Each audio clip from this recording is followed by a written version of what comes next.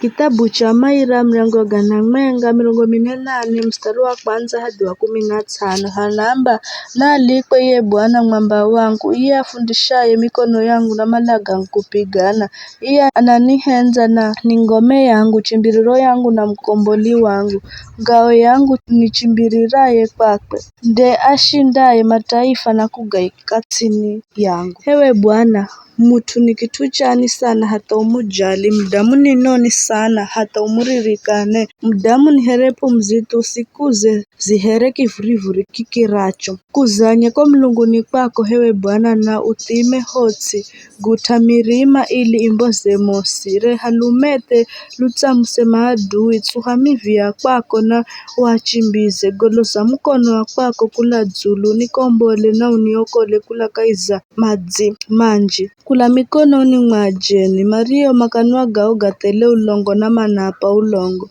Hewe Bwana ndakuimbira wiramusha, nindakupigira kinanda cha nyuzi 10, uwe uwapaye ushindi atawali, muokole mhumiki wa kwako Daudi. Kula kwa mushu mukali niokola na unikombole, kula mkononi mwajeni, Mario makanwa gao gatele ulongo na manapa ulongo. Kaiza ujana wao anayehu akilume na makalihere mimererio tunzwa tototo na anakiche na makalihere mihongo hirio toswa ili kupamba nyumba ya kitawali.